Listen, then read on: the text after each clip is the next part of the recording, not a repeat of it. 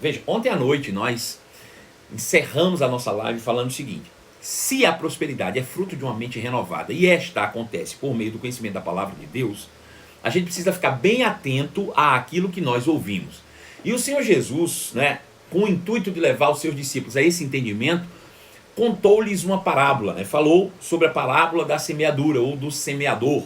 E é bem interessante essa parábola porque Jesus coloca dados estatísticos para a gente entender um pouco e atentar-se todas as vezes que a gente parar para ouvir a palavra. Veja, o mais interessante é que Jesus diz que a semente que era distribuída era a mesma semente, mas o que determinou colher ou não colher e a proporção da colheita foi o terreno em que essas sementes foram depositadas.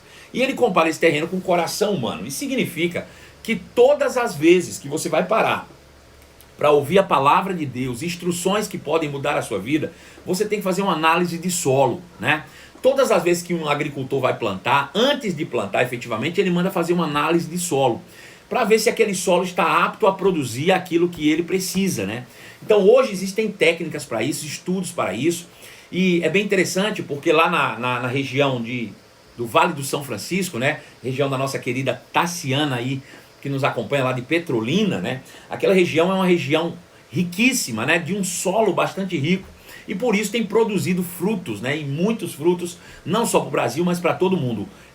A nível de exportação, saem aviões e aviões lá carregados de frutos de lá, de Petrolina, do Vale de São Francisco, Petrolina e Juazeiro, aquela região lá, por causa da riqueza do solo. Agora, ainda que o solo não esteja completamente preparado, se pode fazer um tratamento colocando calcário, colocando algumas coisas, ou adicionando àquele solo nutrientes para que ele possa reter as sementes e produzir o fruto da melhor maneira possível. Da mesma maneira, nós, os que ouvimos a palavra, precisamos preparar de antemão o nosso coração para receber uma palavra que possa de fato gerar frutos produtivos dentro de nós. Ouvir por ouvir, ou ouvir apenas com os ouvidos, ou ouvir de qualquer jeito, é correr o risco de desperdiçar boas sementes, porque a palavra de Deus ela tem potencial de 100%. Veja, quando eu estou lançando a palavra aqui, a palavra é a mesma para todo mundo, mas será que todo mundo vai colher ao mesmo padrão? Claro que não. Então a maioria de nós, antes de receber essa palavra, precisamos atentar como estamos ouvindo, trazer os nutrientes certos para o nosso coração. Um deles é honrar a palavra, A honra na palavra, o crédito na palavra, acreditar que a palavra de Deus é a palavra de Deus, foi Deus falando, todos são nutrientes que vão possibilitar eu ouvir de maneira diferente. Veja como é interessante. Às vezes a gente assiste determinadas lives e a gente não dá tanta importância, a gente assiste outras e dá mais importância. Agora veja, se a gente der mais importância a uma live do que a outra com base no conteúdo, isso é até aceitável. Mas se a gente, por exemplo, der mais crédito a uma determinada live do que a outra com base em quem está falando, isso está errado. Porque quando Jesus traduz a parábola, ele não diz que o mais importante para a produção é quem está semeando. Ao contrário, é o que é semeado. Então, o semeador tanto faz. Às vezes a gente deixa de receber o potencial de uma determinada semente porque não dá crédito ao semeador, E eu vou te dizer, não importa quem esteja semeando, desde que o que se esteja semeando seja a palavra de Deus. O que é que eu quero dizer com isso? Que Jesus deixou bem claro que você viver correndo atrás dos seus pregadores prediletos não vai mudar o potencial da palavra, não. A palavra é a mesma, Desde que a gente dê crédito, desde que a gente credibilize, desde que a gente dê valor à palavra que nós temos de fato recebido. É essa palavra que vai de fato fazer florescer dentro de nós verdades que vão produzir frutos externos. Então, nós precisamos estar atentos a essa palavra. E aí, dentro desse aspecto do que Jesus falou, só relembrando de ontem de noite, ele falou que existem algumas coisas, alguns parasitas que arrancam da palavra a força, ou a seiva, ou o potencial de produzir fruto, ou frutos, E quais são esses parasitas? Eu vou só relembrar isso para você. Ansiedade e preocupações são um deles. Você viver com a mente preocupada, ansioso o tempo todo, vai roubar os nutrientes. Você pode ouvir. Essa palavra está dentro de você, você sabe o que está acontecendo, mas nada funciona na tua vida, nada traz fruto, nada traz resultados. Por quê? Porque existe um parasita chamado preocupação e ansiedade que está roubando a força da palavra. Outra coisa é o engano de achar que ter dinheiro você está seguro, ou o engano, né, da segurança nos bens e nas riquezas, né? Nós vimos o conselho do apóstolo Paulo falando para os ricos não colocar as suas esperanças nas instabilidades das riquezas, né? A riqueza do mundo ela é instável, mas Deus ele é completamente estável, né? Então você coloca a sua confiança em Deus, que não muda, nem sequer tem sombra de variação. Você não pode colocar a sua confiança na instabilidade das riquezas, mas em Deus, que a tudo nos dá para o nosso aprazimento. E o terceiro parasita que aparece aqui são as demais ambições, ou a ganância e anseio exagerado pelo possuir, né? Pessoas que não são gratas pelo que têm nunca terão o suficiente. Então veja, a gente precisa ter uma gratidão no coração, porque a gratidão nos vacina contra a soberba, contra a ganância e o egoísmo, né? A gente precisa em todo tempo ser grato a Deus. Deus, obrigado, né? Então veja, dentro desse aspecto, irmãos, logo no começo, no início do ministério de Jesus, no ministério terreno de Jesus, ele tratou de tratar dessas coisas, de ensinar essas coisas aos seus discípulos, né? Eu já vi pessoas dizendo que não deveria se falar sobre dinheiro na igreja, não deveria só falar sobre prosperidade na igreja. Mas olha, Jesus falou mais versículos sobre dinheiro do que sobre fé e salvação. Ele usou mais o contexto de finanças do que sobre qualquer outra coisa. Isso é porque o dinheiro é mais importante? Claro que não.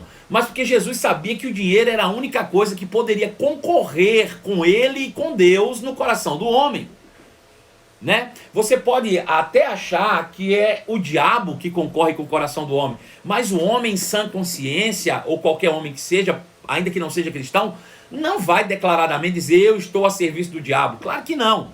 O diabo não é burro de colocar sua cara feia para representar o império das trevas. O que ele fez? Ele colocou um representante à altura, alguém que tivesse um rosto mais bonito, uma palavra mais mansa e suave, que pudesse conquistar mais seguidores. E o nome desse representante se chama finanças, dinheiro, né? Se a gente olhar, a gente sabe que pela palavra de Deus, o Deus desse século é o diabo. Mas se você olhar na prática, quem move o mundo é o dinheiro. Então o dinheiro acaba se tornando o representante oficial do império das trevas, que tem por senhor Satanás, né? Então Jesus, ele tratou de ensinar isso bem depressa aos seus discípulos, né? Se ele tratou de ensinar isso logo no começo, é porque isso tem uma importância e um peso demasiado na condução da nossa própria vida cristã, né? Da nossa existência em Deus. Saber, entender sobre essas coisas, o que representa tudo isso, é fundamental para que a gente viva uma vida de prosperidade, né? Conhecer princípios, conhecer a base estrutural de tudo isso, né? E trazer luz e entendimento à nossa mente acerca daquilo que pode trazer benefício ou ruína para a nossa vida. A gente precisa estar todo o tempo ladeado nisso, ou fundamentado nessas verdades. Então, baseado no que Jesus ensinou aos seus discípulos, nós vamos aprender um bocado agora. Veja que interessante. Eu quero ler bem pausadamente esses textos de ensino, para que a gente possa ser fundamentado em uma verdade absoluta. Jesus, ensinando aos seus discípulos, ele disse o seguinte: não ajuntem tesouros aqui na terra, onde as traças e a ferrugem o destrói, e onde ladrões arrombam casas e os furtam. Ajuntem seus tesouros no céu, onde traça e ferrugem não destrói, onde ladrões não arrombam nem furtam. Onde seu tesouro estiver, ali também estará o seu coração. Veja que interessante. Esse versículo é bem conhecido, bastante às vezes pregado, mas talvez pouco compreendido, né? Jesus diz: não acumuleis para vós outros tesouros sobre a terra. Por quê? Ele diz: porque na terra existe ferrugem, traças e ladrões. Ferrugem, traça e ladrão. Essas três coisas, elas exemplificam aquilo que destrói, né, aquilo que é perecível, aquilo que é natural e terreno, né? Seja traça, seja ferrugem, seja ladrão. Então essas coisas são destrutivas, são passageiras. Aquilo que a gente olha hoje que tem um certo valor, amanhã pode não ter o mesmo valor. Elas são perecíveis, elas são destrutíveis, elas se deterioram com o tempo e elas podem ser levadas, roubadas de nós a qualquer momento. Essas coisas que são terrenas hoje existem e amanhã não existem mais. Aí ele diz: acumuleis ao contrário para vós outros tesouros no céu, porque no céu não tem essas intempéries que destroem as coisas. Veja, a gente comumente aprende que existem dois conceitos de coisas existenciais. Coisas concretas e outras abstratas, né? Concretas é aquilo que a gente pode pegar, abstrato é aquilo que a gente não pega, não vê, né? Mas sabe que existem. E a gente acaba acreditando que o que é concreto é mais real do que o que é abstrato. Porém, a própria palavra de Deus nos diz, nos inspira e nos ensina que aquilo que é visível, o que nós chamamos de concreto, veio a existir daquilo que é invisível, ou do que nós consideramos abstrato. Então veja, o que é visível veio a existir do que é invisível. Então isso significa que o que é invisível é mais real do que é visível, porque é a origem das coisas. A origem é o reino do espírito e não o reino natural. O reino natural foi criado por Deus que é espírito. Veja, o reino natural foi criado por um Deus que é espírito. Logo, o que é natural veio existir do que é espiritual. Então o que é espiritual é a origem, o que é natural é resultado. O que é resultado é passivo de ser destruído. Prova disso é que Deus vai destruir tudo o que é visível e reconstruir tudo de novo após o milênio. Agora, o que é invisível, o reino do Espírito, esse é eterno. Então veja, por esse prisma, por essa perspectiva, por essa percepção, Jesus diz, não acumuleis para vós tesouros no reino visível. Acumuleis tesouros no reino invisível ou no reino do Espírito. Agora, se você não entender essa interpretação aqui de maneira real, você é capaz de sair por aí dizendo que Jesus estava dizendo que você não pode ter bens e riqueza na terra. Veja, ele nunca disse isso. Eu já vi inclusive alguns pregadores dizendo que as pessoas não podem possuir mais de um carro, mais de uma casa, dinheiro sobrando, que se essas coisas tiverem, corrompem o homem. Eu vi até alguém ontem à noite me fazendo essa pergunta, se essa riqueza não vai corromper o homem. Deixa eu te dizer, a riqueza não corrompe ninguém, a riqueza só revela a corrupção que há dentro do homem. Essa é que é a verdade, né? Então veja, Jesus nunca disse que nós não podemos ter. Eu já vi alguns pregadores dizendo isso. E qual é a solução que eles trazem para isso? Então peguem aquilo que você tem em excesso e tragam para a igreja. Agora veja, eu te pergunto, a igreja está no céu ou na terra? A igreja certamente está na terra. Agora, se a igreja está na terra, por que que eu vou trazer o que eu tenho para a igreja e vou resolver o meu problema se a igreja não consegue mandar isso para o céu? Eu só estou mudando o problema de lugar. Quer dizer, você não pode ter um problema de ter mais de um carro na tua casa, mas a igreja pode ter problema de ter mais de um carro na igreja. Isso não faz nenhum sentido, né? Não é isso que Jesus está falando. O que ele está falando é a questão de tesouros. Agora, o que são tesouros? E ele explica no versículo 21. Onde seu tesouro estiver, ali também estará o seu coração. Onde estará o seu coração, aquilo para você é um tesouro. Veja, o que é tesouro? Tesouro é tudo que você, de fato, coloca seu coração naquilo. Que você ama. Que você venera. Que você protege, que você guarda, que você prioriza. É tesouro. Então, tesouro é tudo que você coloca o seu coração. O que é que ele está dizendo? Ele está dizendo, possua tudo que você quiser, porém, não coloque seu coração em nada do que você tem. Ao contrário, coloque seu coração em Deus. Coloque seu coração no reino do Espírito. É disso que ele está falando. Ele não está falando para você não ter bens e riqueza. Ele está falando para você não colocar o coração nos bens e na riqueza. Qual é o perigo de se colocar o coração nos bens e na riqueza? É quando você coloca o coração em algo, aquilo se torna um tesouro para você. Veja, eu tenho algo que para mim é muito valioso. Uma hipótese aqui, vamos imaginar que isso aqui fosse o meu tesouro. Tesouro da minha vida, é uma bateria de câmera, né? Vou pegar uma câmera então, que é melhor do que uma bateria. Isso aqui é o tesouro da minha vida. Meu Deus, o meu tesouro. Ai, Jesus, meu tesouro. Aí vem alguém e rouba de minha câmera. Veja, a frustração, a decepção. Se eu coloquei toda a expectativa da minha vida, da minha felicidade naquilo, quando se rouba, alguém roubou a minha felicidade. Agora, se o meu coração, a minha felicidade tá baseado nas coisas do Espírito, ou em Deus, que é Espírito, quem poderá roubar Deus de mim? Veja, o apóstolo Paulo fala que ninguém jamais vai conseguir nos separar do amor de Deus que está em Cristo. Nem angústia, nem tribulação, nem espada, nem demônio, nem ninguém. O amor de Deus que está em Cristo Jesus, ele é eterno em nós. Então nós devemos colocar o nosso coração no amor de Deus, em Deus, que é amor. Esse é o nosso maior tesouro. O nosso maior tesouro é o próprio Senhor Jesus habitando em nós. O nosso maior tesouro é Deus, nosso Pai. O nosso maior tesouro é a nossa vida espiritual. Esse é o nosso maior tesouro. É isso que ele está dizendo. Não acumuleis para vós outros tesouros na terra. Por quê? Porque se você se apaixonar por as coisas terrenas, uma hora elas acabam e você vai ficar frustrado. Mas se você coloca seu coração nas coisas do Espírito, elas são eternas, você nunca se frustrará. É disso que ele está falando. Não está falando sobre ter ou não ter. Está falando sobre amar. Colocar o coração sobre algo é amar demasiadamente aquilo. Eu coloco meu coração sobre algo ou sobre alguém, eu amo aquilo ou aquela pessoa com todo o meu coração. É isso. Você entende? Então ele diz, não ajunteis tesouros, ou seja, não coloca seu coração em coisas naturais terrenas. Olha, eu me lembro na minha adolescência, né?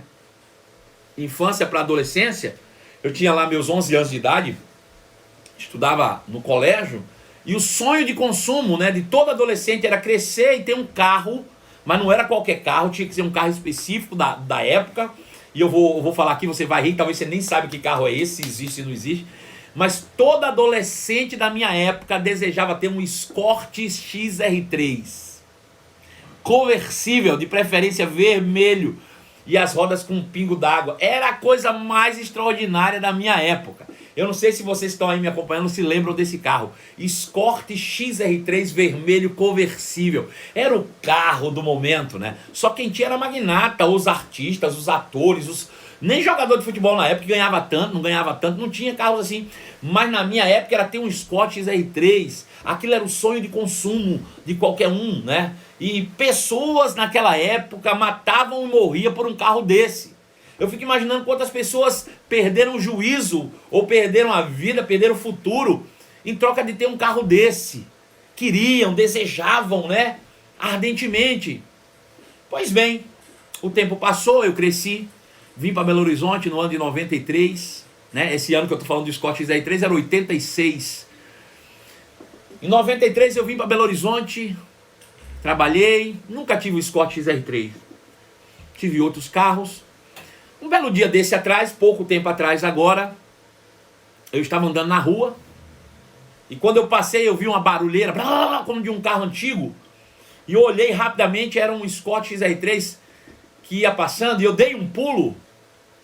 Eu estava com medo, né, daquele carro, e não era de morrer atropelado não, era de morrer com tétano, com tanto ferrugem velho que tinha naquele carro, tanta mancha de massa, de tudo, pneu não era careca não, era só no ferro. Pensa numa coisa feia, horrorosa, todo queimado, velho, um carro velho, barulhento, destroçado. Pense na agonia, no arguidal, um bicho velho caindo. E eu olhei aquilo e disse, sai pra lá, demônio. E o Senhor me fez lembrar.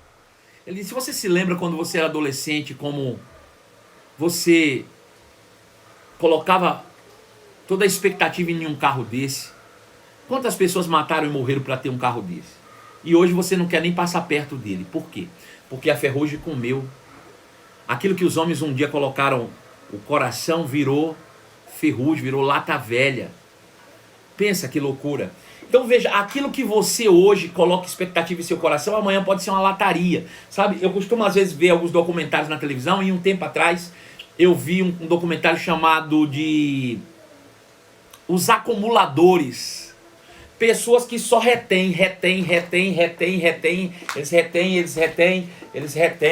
eles vão retendo, tudo que passa pela frente eles vão retendo, eles pegam, tudo que vem pela frente eles querem, eles vão retendo, eles vão segurando, eles retêm mais, e eles retêm mais alguma coisa, eles vão segurando coisas, eles não compartilham, eles não dividem, eles querem as coisas que eles nem sequer usam direito. Eles retêm, são acumuladores. E quando eles assustam, eles estão morando em meio a lixo. Por quê? Colocaram o coração nessas coisas. E aquelas coisas se transformaram em lixo e estão devorando-os. São pessoas doentes mentais, acumuladores. Sabe, tem gente que diz, misericórdia, isso é uma loucura. Mas abre o teu armário e vê quantas coisas que tu não usa hoje, tu não é incapaz de dar para alguém. A gente está falando de tesouro, você está pensando em riqueza grande, deixa eu te dizer, tesouro pode ser uma bicicleta velha com pneu careca e você não tem coragem de dar para ninguém. Você retém, porque tá preso, teu coração tá preso, tem um valor sentimental, tem não, é egoísmo, é avareza. Acumuladores. Abre o teu armário hoje e veja quantas coisas tem lá que você não usa. Quantos pares de sapato tem que faz mais de 2 anos que você não põe no pé? Mas e a vaidade de dizer que tem 50 pares? Né? Essas coisas te devoram. Coração nas riquezas. Acumulando tesouros.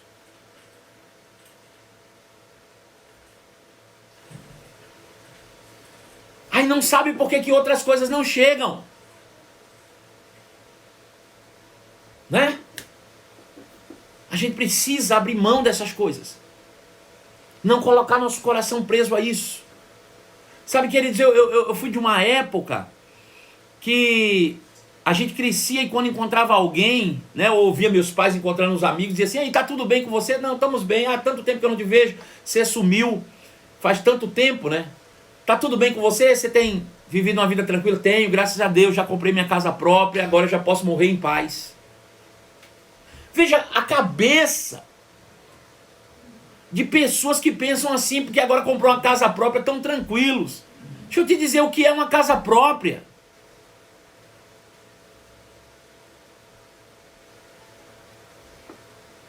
Né? A casa própria parece que é quase a salvação em Cristo Jesus. E aí essas pessoas que vivem assim, quando alguém diz, e aí cara, tu tá... e o apartamento comprei, mas é financiado? E é de tua conta se é financiado, não tá pagando? O que você tem a ver com isso? Né? A pessoa muda, vai morar em outro canto e diz assim, aposto que é de aluguel. E é da tua conta se a pessoa tá morando de aluguel, não tá pagando as contas dela, pô? Hã? Isso é sinônimo, isso é sintoma de avareza. Isso é sintoma de que você está colocando o coração nas riquezas. De que achar que tem alguma coisa, está seguro. Deixa eu dizer, é bobagem. Olha o que Jesus disse, não ajunta, pelo amor de Deus, não coloca teu coração nas coisas terrenas. Jesus vai voltar e isso vai ficar. Agora veja, ele não está dizendo que você não possa ter, usufrua, eu te falei aqui outro dia. Você tem que usufruir de tudo que você conquistou. Deus quer que você tenha uma vida plena, acima da média, que tenha ampla suficiência em tudo, que faça superabundar, até porque quanto mais você comer, mais tem. Agora deixa eu te dizer, não coloca teu coração nessas coisas, puxa. Não coloca seu coração nisso. Não fica preso nisso.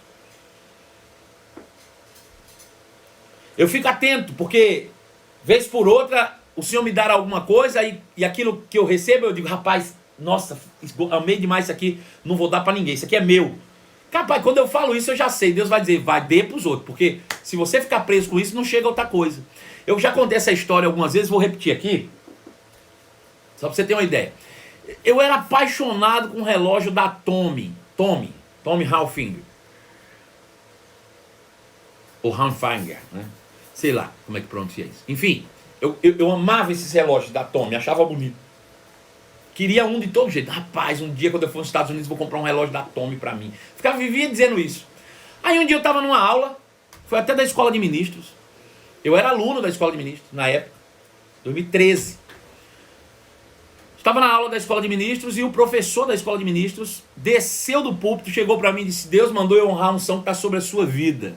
Eu tenho recebido muito de você nesses dias. E eu quero te dar um presente. Arrancou o relógio do braço e me deu. Quando eu bati o olho, era o relógio, rapaz, um Tommy. Eu fiquei pasmo com Deus. Eu digo, Deus, o Senhor é maravilhoso. Chorei, né? E foi um mover do Espírito. As pessoas foram me abraçando, ofertaram na minha vida naquele dia. E acabou chegando outro relógio também, estava no meu bolso. Quando eu cheguei em casa, que eu peguei o outro relógio, era outro Tommy. Ganhei 2 Tommy num dia só. 2 Tommies. E eu disse, esse é meu, esse eu não dou pra ninguém, esse aqui é meu, esse é meu relógio, meu. O relógio que eu sonhei, oh meu Deus, glória, louvado seja o nome de Jesus, meu Tommy. Irmão, isso foi uma quarta-feira, passou quinta, sexta, sábado, no domingo de manhã, botei o meu relógio no braço, o Tommy, e fui para a igreja. Irmãos, eu me assentei na primeira fila, baixei a cabeça e orei. E o Senhor falou comigo, esse relógio vai se tornar um tesouro para você. Eu fiz, como é? O Senhor disse, se você ficar com esse relógio, vai virar um tesouro na sua vida e vai impedir de você receber qualquer coisa. Dê agora. Irmão, aquilo me deu um frio por dentro na barriga. Eu só fiz tirar o relógio assim, ó. Virei pro lado, tinha um irmão que estava do meu lado. O irmão nunca tinha sentado na primeira fila, nunca, mas naquele dia o abençoado estava sentado do meu lado. Eu só fiz tirar o relógio do braço, cheguei para ele, olhei pro relógio e fiz, tome, tome. O irmão disse, não pastor, pelo amor de Deus, o senhor acabou de ganhar esse relógio, pelo amor do Cristo. Eu digo, irmão, me ajude, não me atrapalhe não, pelo amor de Deus, não faça o papel do diabo aqui não, meu irmão, vá-se embora com esse relógio, pelo amor de Jesus. Irmãos, ele foi embora, eu fiquei pensando, e aí veio um pensamento, tenho outro em casa. E o Senhor disse, depois você vai dar o outro à noite. E aí quando foi à noite, eu peguei o outro e tome de novo. Mas irmãos, veio um alívio tão grande no meu coração. Eu estava leve depois de ter obedecido a Deus. Eu estava em paz, eu estava tranquilo, irmão. Fiquei em paz. Sabe o que aconteceu? Vou te contar a história. Passaram-se algumas semanas. E eu estava na igreja um domingo de manhã, acho que 2 ou 3 semanas depois. Quando eu entrei na igreja, tinha um irmão em pé, não era da nossa igreja, ele era de uma outra igreja, mas tinha sido meu aluno no Rema. E ele disse, pastor Marcelo, tudo bem? Eu disse, tudo bem, irmão, está visitando a gente? Ele disse, não, eu vim aqui só para ver o senhor mesmo, tem 3 semanas que eu não consigo dormir. Eu disse, por quê, irmão? Ele disse, porque Deus está falando comigo que eu tenho que lhe entregar um negócio e eu estou resistindo, mas eu não aguentei não. Hoje eu tive que vir, eu vim aqui, eu não vou nem assistir o culto. Eu só vim lhe entregar isso. Aí me entregou uma sacola. Aí eu abri a sacola, quando eu olhei, tinha uma caixa de relógio dentro. Eu olhei para ele, abri o relógio, olhei um relógio lindo, irmão, lindo. E aí abracei, ele chorou, eu abracei ele, e ele foi embora, e eu fiquei com aquele relógio. Fui para casa. Mostrei para os meninos na igreja, um relógio bonito, coloquei no braço. Ó, fiquei com ele. Passados uns dias, eu estava na igreja contando uma história de que eu tinha viajado com um irmão e tinha entrado numa relojoaria. E o irmão disse assim, olha pastor, que relógio barato, custa 15 mil dólares. Lá no Brasil esse relógio deve estar custando bem 100 mil reais. Eu falei, esse irmão tá brincando comigo, tá doido? Ele deve estar doido. Eu vou pagar 15 mil dólares num relógio, tá ficando maluco, maluco. Como é que eu pago 15 mil dólares o preço de um carro? Já pensou o cara andar com um carro pendurado no braço? Eu pensando, né? Esse irmão tá doido. E aí eu cheguei em Belo Horizonte e fui contar essa história pros meus copastores. Que o irmão tava querendo comprar um relógio de 15 mil dólares para andar com um carro no braço. Quando eu contei essa história, um dos meus pastores disse assim, ô pastor, mas aquele relógio que o senhor ganhou não é muito diferente disso não. Eu disse, como assim? Ele disse, o senhor já viu o preço daquele relógio? Eu falei, não. Ele disse, dá uma olhada. Aí eu fui lá, peguei, olhei a marca, Tag Heuer. Aí eu digitei lá, Tag, ou Tag, né, T-A-G, Tag Heuer. Procurei a marca. 8 mil dólares, aproximadamente. Entre 7 e 8 mil dólares. O relógio que eu tinha ganhado. Irmão, eu falei, Deus, o Senhor é extraordinário. Eu querendo Tommy e o Senhor me dá um Tag Heuer. Agora, se eu tivesse ficado preso no Tommy, no tesouro, eu jamais teria alcançado o outro. Irmão, na hora que eu vi o preço desse relógio que eu tinha ganhado, 8 mil dólares, 8 vezes 5, 40 mil reais hoje. Na época não era isso tudo não. O dólar devia estar uns 2 e pouco. Mas ainda assim era muito dinheiro. Quando eu vi o preço desse relógio, a primeira coisa que eu pensei foi, vou vender esse relógio e vou comprar um carro. Eu já tinha carro, irmão. Minha esposa já tinha carro. Mas olha a cabeça do ser humano. Eu ganhei um relógio que vale 8 mil dólares. E a primeira coisa que eu pensei foi, vou vender e comprar um carro. Irmão, na hora que eu pensei isso, o Espírito Santo falou comigo. Se eu quiser te dar um carro, eu te dou um carro. Eu quis te dar um relógio. Ele só serve para ver as horas. É igual aos outros. Quem põe o valor é você. Desse dia em diante eu entendi esse texto. Foi nesse dia, irmãos, que eu entendi esse texto aqui. que quem coloca valor nesses tesouros somos nós, quando colocamos o nosso coração nessas coisas. Ele passou a ser apenas um relógio para mim. Só um relógio, só serve para ver horas. Irmão, depois disso, Deus me deu mais carros, muitos carros, bens materiais.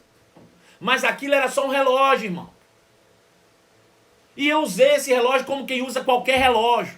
E quer saber, depois disso eu ganhei muitos tomes. Inclusive um que eu amo, lindo, ganhei de presente, está aqui comigo.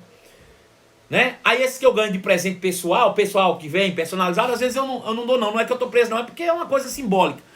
Mas amo, tá aqui. Ganhei muitos tomes, não foi um nem dois, foram muitos depois disso. Mas Deus fez, eu quis te dar um relógio. Só serve para ver horas.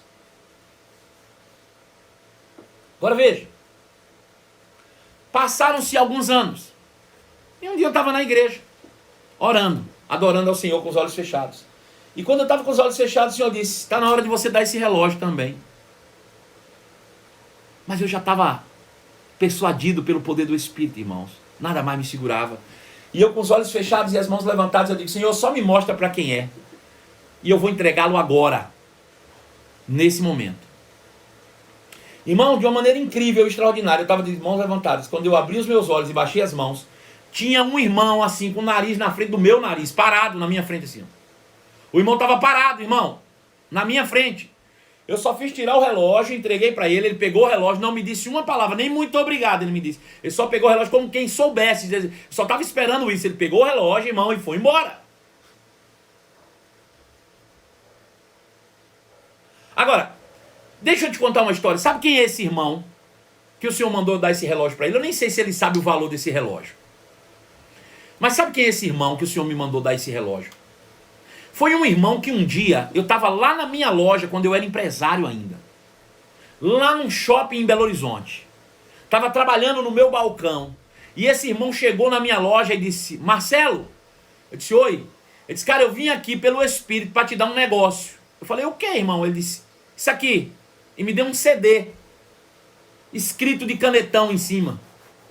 Não era nem um CD de música, era um CD pirata, escrito de canetão. Ele disse, é isso aqui, num plástico, não tinha uma capa, não era plástico. Eu disse, o que é isso, irmão? Tá vendendo CD pirata? Ele disse, não, fique tranquilo, não estou vendendo não, isso é um presente para você, eu quero que você ouça isso aí. Eu disse, o que é? Ele disse, ouça, depois você me fala. Eu falei, tá bom. E eu peguei esse CD e fui para casa. E no caminho entre a minha loja e a minha casa, eu coloquei o CD. E nesse CD tinha 2 aulas do Rema. Uma sobre justiça de Deus e uma sobre realidade da nova criação. Que eu nunca tinha ouvido falar em Rema na minha vida. 2 aulas do Rema em um CD. Foi esse camarada que me apresentou o Rema. E quando eu procurei ele, disse, rapaz, onde é que você achou isso? Isso é importante demais, eu preciso conhecer essa verdade. Ele disse, no próximo sábado vai ter um seminário e eu já comprei para você o convite, custou R$10, você não vai poder nem dizer que não vai. Veja, esse irmão investiu R$10 na minha vida em um CD pirata. Mas olha o que o investimento dele virou. Eu estou aqui hoje falando para você por causa desse irmão. Eu pergunto, o que é um relógio, irmão? O que é um relógio? Me diga o que é um relógio.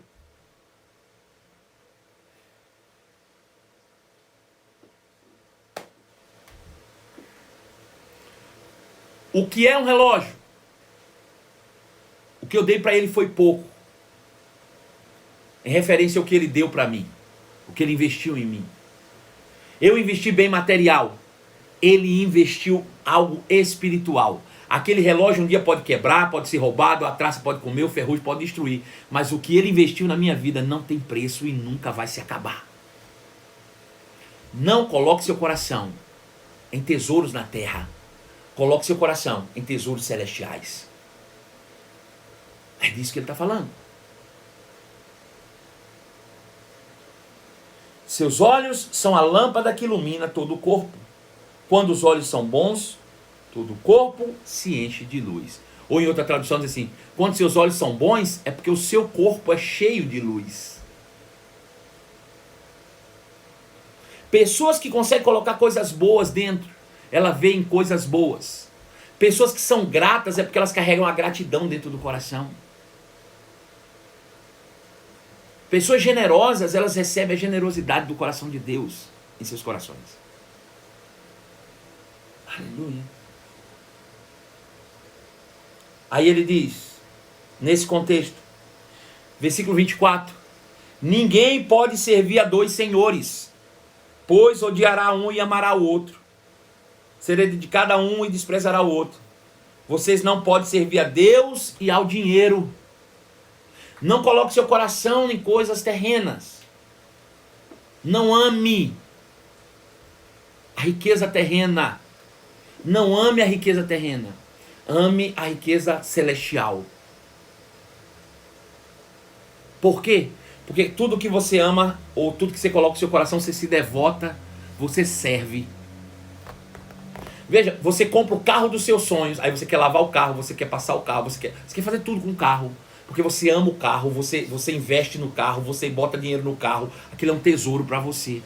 Você investe naquilo que você ama, né? Você investe aquilo que você valoriza. E aquilo que você ama se torna alvo da sua adoração, do seu serviço. Servir é adorar, adorar é servir. Tudo que você ama, você serve. E tudo que você serve, você se torna escravo disso. Ou seja, aquilo que você serve se torna um senhor sobre você. Se você coloca seu coração em bens materiais, na riqueza, a riqueza se torna um senhor sobre você. É isso que ele está dizendo. Se você coloca seu coração em Deus, Deus é senhor sobre você. E aí ele diz, e não adianta.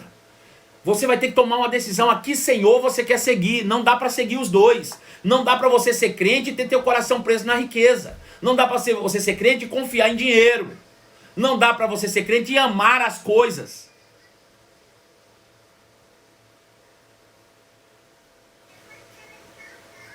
Ninguém pode servir a dois senhores. Não pode, não consegue, não adianta. Você vai tentar passar o resto da vida tentando. Não, pastor, eu queria muito, eu amo muito a Deus, eu amo muito, mas eu gosto do meu dinheiro, sabe? Eu não gosto de dar nada, eu não gosto de ficar... Não consegue. Não consegue.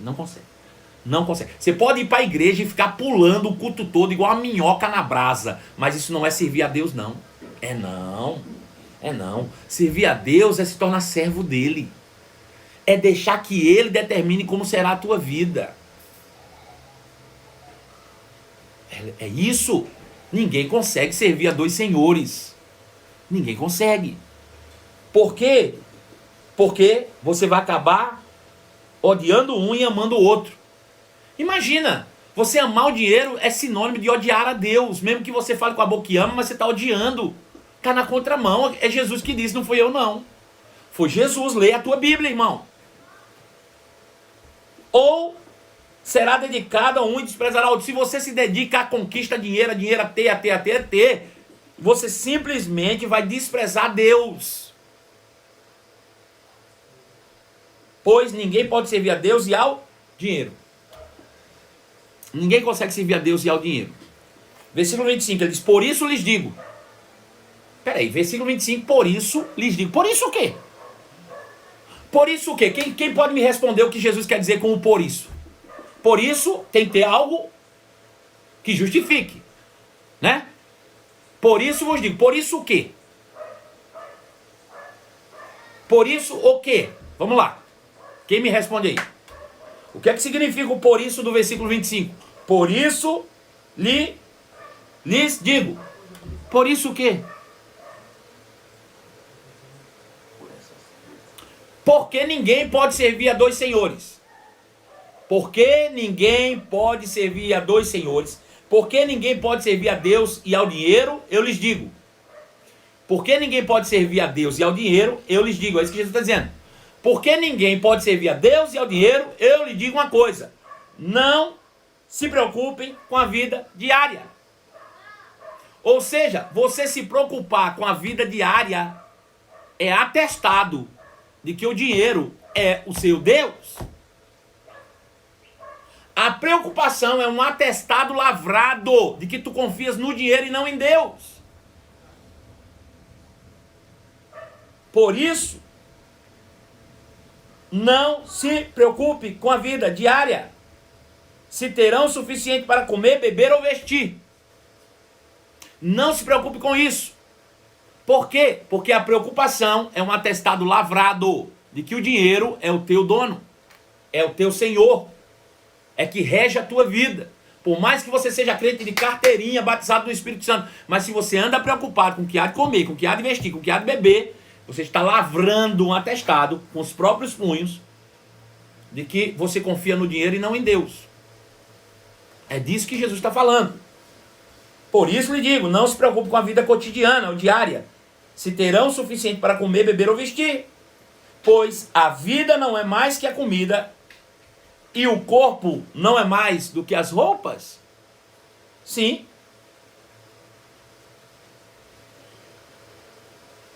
Ele diz, pois seu Pai Celestial alimenta os... Eu vou ler todo o contexto, ele diz, observe os pássaros, eles não plantam, nem colhem, nem guardam alimento em celeiros, pois seu Pai Celestial os alimenta. Acaso vocês não têm muito mais valor que os pássaros? Qual de vocês, por mais preocupado que esteja, pode acrescentar ao menos 1 hora no curso da sua vida? Deixa eu fazer uma pergunta aqui. Ele faz uma pergunta anterior e diz assim, a vida não é mais importante que a comida? É ou não é? Quem pode me dizer aí? A vida não é mais importante que a comida, Pedro Pacífico? Sim. É lógico que é. E ele diz mais ainda. E o corpo não é mais importante do que a roupa? É ou não? Claro. Quem é mais importante? A vida que você tem ou a comida que você come? Quem é mais importante? A vida que você tem ou a comida que você come? Né? Quem é mais importante? O corpo que você tem ou a roupa que você veste? Quem é mais importante? É o corpo. Agora eu te pergunto, quanto custou a tua vida em dinheiro? Quanto você precisou comprar? Quanto você precisou pagar pela tua vida? Quanto você precisou pagar, comprar pelo teu corpo? Quanto você gastou pelo teu corpo?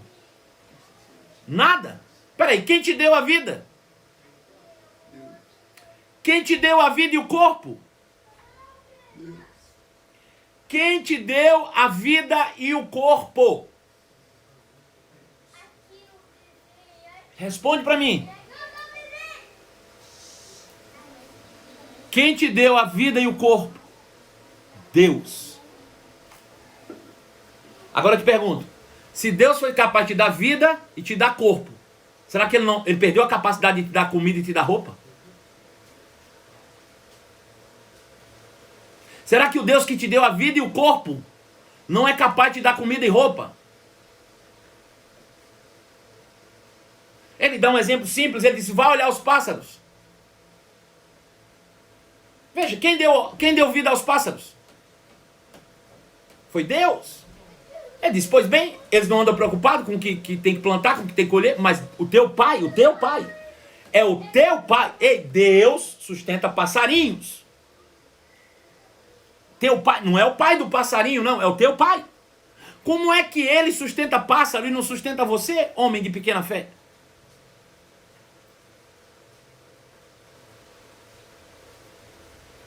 Como é que Deus é capaz de sustentar pássaros e não sustenta você? Pastor, como é que eu faço para ser como os pássaros? A questão é que os pássaros, eles vivem o propósito para o qual eles foram criados e só para ele.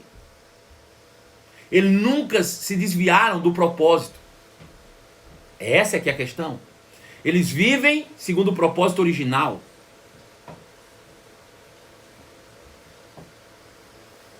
Voltem para o propósito original. E Deus os sustentará. Qual de vocês, por mais preocupado que esteja, pode acrescentar menos 1 hora à sua vida? E por que se preocupar com roupa? Observe como crescem os lírios do campo, não trabalham nem fazem roupas. No entanto, nem Salomão em toda a sua glória os vestiu como eles. E se Deus veste também com tamanha beleza as flores silvestres que hoje estão aqui e amanhã são lançadas no fogo, não será muito mais generoso com vocês, ô homens de pequena fé? Veja, é Deus que criou o pássaro, foi Deus que criou a planta. Agora eu te pergunto, uma planta, por mais bonita que seja, Se foi Deus que criou, Deus é espírito, não veio do reino do espírito? E o que você precisa vem de onde?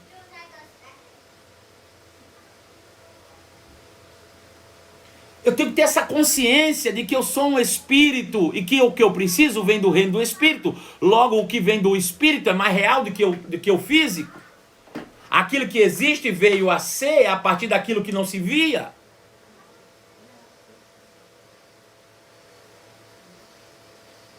Aleluia! Portanto, não se preocupem dizendo o que nós vamos comer, ou o que nós vamos beber, ou o que nós vamos vestir. Essas coisas ocupam o pensamento de pagãos. Mas seu Pai Celestial já sabe que vocês precisam. Portanto, busquem em primeiro lugar o reino de Deus e a sua justiça, e todas essas coisas vos serão acrescentadas. Buscai, pois, em primeiro lugar o reino de Deus e a sua justiça, e todas as demais coisas vos serão acrescentadas. Veja, eu te mostrei o problema, agora eu vou te mostrar a solução. Como é que eu busco? Como é que eu encontro a solução? Pastor, eu quero viver essa verdade para minha vida, eu quero viver isso intensamente. Busque, em primeiro lugar, o reino de Deus. Pastor, como é que eu busco o reino de Deus? Buscar significa procurar, né? Num termo original grego é procurar. Então eu vou procurar. Onde é que está o reino de Deus? Está ali na igreja? Não, está lá? Está ali? Não. Ele diz, procurai o reino de Deus através da meditação e do raciocínio lógico. Não é mudando o ambiente aqui à tua volta que tu muda a tua forma de pensar. Ao contrário, é mudando a tua forma de pensar que tu muda o ambiente à tua volta. Buscar significa procurar por meio de meditação e raciocínio lógico. Buscar em primeiro lugar o reino de Deus e a sua justiça, e todas essas coisas serão acrescentadas. Ele muda a tua forma de pensar. Abre mão do império das trevas, onde o dinheiro é o Deus desse mundo, e fica com o reino de Deus, onde Deus é o Senhor desse reino. Por meio da meditação, do pensamento, muda a forma de pensar. Tem tudo a ver com isso, com a palavra de Deus. Pastor, o senhor quer dizer que no reino de Deus não tem riquezas naturais? Nunca falei isso, ao contrário, até porque toda a riqueza que tem na terra foi Deus que criou. Agora, como eu havia dito e vou repetir, é que todas essas riquezas, ou o que nós consideramos riquezas, foram criadas para nós. Mas nós fomos criados para o reino, ou para Deus.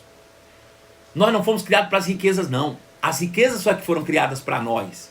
Somos nós os donos da riqueza, e não a riqueza sendo o nosso dono.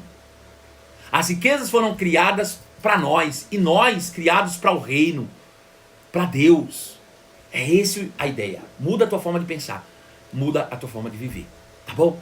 Então, logo mais à noite, às 23 horas, a gente vai entrar nesse negócio aqui de reino de Deus, para entender como buscar o reino de Deus e manifestar toda essa vida de prosperidade que está disponível para todos nós, tá bom? Vamos nas nossas perguntas, bem rapidinho. Pedro Pacífico, tem pergunta pra gente aí? Fala comigo. Tem pergunta sim. Vamos abrir aqui.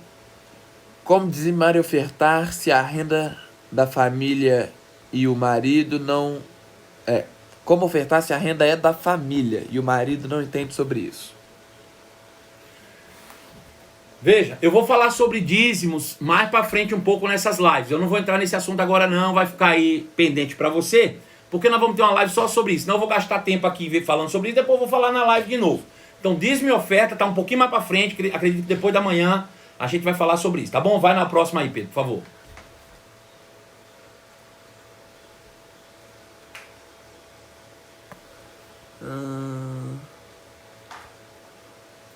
Como conviver com pessoas miseráveis que não têm prazer em abençoar? Da mesma forma que você vive com pessoas generosas. Você não pode viver no mundo a partir do que as pessoas são, não. Você vive no mundo a partir do que você é. Eu não estou nem aí se as pessoas são avarentas. Eu sou generoso. Isso não... Agora veja, se isso te incomoda, é porque as pessoas estão influenciando mais você do que você influenciando as pessoas, né? Veja, existe uma coisa interessante. Se eu sou alguém generoso e influente, eu olho para todo mundo. Veja, Jesus disse assim, se seus olhos forem bons, é porque teu corpo é cheio de luz. Se você é alguém generoso, seus olhos são bons e você vê todo mundo generoso. Mas se você é avarento, você mede as pessoas pelo que você é. Seus olhos forem maus, teu corpo é cheio de trevas. Então, eu vivo com uma pessoa que é avarenta do mesmo jeito que eu vivo com alguém que é generoso. Porque eu não vivo a partir do que eles são, eu vivo a partir do que eu sou. O que importa é o que eu sou e não o que eles são. Para de julgar os outros. A Bíblia nunca mandou você julgar ninguém. A Bíblia manda você julgar você mesmo. No dia que você aprender a julgar você mesmo, você não vai receber juízo. É isso que às vezes não está funcionando na tua vida e você não sabe. Né? Tá mais olhando para os outros do que para si mesmo. Descubra quem você é, viva quem você é e você vai tirar os olhos dos outros. E aí você vai viver uma vida mais leve, menos religiosa, menos pesada, né? Menos carregada de religião, menos opressa e vai viver uma vida bem melhor. Tá bom? Isso serve para todo mundo que está aí me ouvindo, por favor. Né? Então veja, eu não vivo a partir do que as pessoas são. Eu vivo a partir do que eu acredito ser. Se aquilo que as pessoas são me incomoda, é porque eu estou vendo a mim nas pessoas. A Bíblia nunca me mandou julgar ninguém. Está mandando eu julgar a mim mesmo. Então, para de olhar para os outros e olha para você. Vê se tem mais um aí, Pedro, por favor.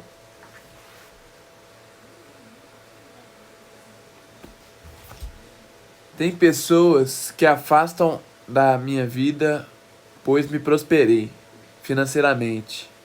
Diz, seu mundo é outro, como se chama, só que não dá pra ler tudo, porque Como se chama essa atitude? grande. Acredito que sim. Isso aí são pessoas que não têm uma autoimagem bem definida, né? Infelizmente, é o que eu acabei de falar. Tem gente que vive em função do que os outros são. Se a pessoa prospera, ela fica com raiva. Se a pessoa é pobre, ela fica chateada. Veja, eu não posso viver baseado no que as pessoas são. Eu sou eu em qualquer situação. Eu gosto de um termo que a Bíblia usa para um homem bem conhecido na Bíblia chamado Davi. A Bíblia diz que Davi era um homem segundo o coração de Deus. Davi era um homem segundo o coração de Deus, que estava disposto a lhe obedecer em tudo. Veja, Davi, ele é visto na Bíblia como um pastorzinho de ovelhas e ele tinha uma atitude. Davi foi promovido na casa do pai para ser entregador de marmitex e ele continuava com a mesma atitude. Davi matou um gigante, tinha a mesma atitude. Davi era rei, tinha a mesma atitude. Ou seja, Davi não mudava, Davi era Davi em toda e qualquer circunstância. Né? Pessoas que são voláteis demais precisam primeiro se descobrirem. Então é bom ficar longe dessas pessoas, porque essas são tóxicas. Pessoas que não conhecem a sua própria essência costumam ser pessoas tóxicas e que afetam diretamente a nossa fé. Né? Se você não se sente capaz de influenciar alguém que é tóxico, é melhor se afastar dele. Então, fica aí a minha resposta. Infelizmente tem gente que é assim. Eu costumo dizer o seguinte, que nas igrejas, quando são pequenas, as pessoas vivem orando, Senhor, envia empresários, envia pessoas prósperas. Aí Deus envia. Quando envia, eles botam o povo para fora, dizendo, aqui só tem arrogante, aqui só tem rico. Bom, vocês têm que definir o que vocês querem, né? Tem que definir o que quer. Se vocês querem realmente pessoas prósperas, ou se vocês não querem pessoas prósperas. Eu prefiro viver com gente que me inspira. Então, eu sou a mesma pessoa com quem tem muito dinheiro e eu sou a mesma pessoa com quem não tem dinheiro. Para mim, tanto faz, porque eu não vivo com as pessoas de acordo com o que elas são ou têm. Eu vivo com as pessoas de acordo com o que eu sou, essencialmente. Tá bom? Fica aí essas respostas para você. Encerramos a nossa live agora. Amanhã nós voltamos ao nosso horário normal, de 11 horas da manhã. E hoje, às 23 horas, temos um encontro marcado aqui comigo no nosso perfil. Beijo no seu coração, muito obrigado e até logo mais, em nome de Jesus. Tchau!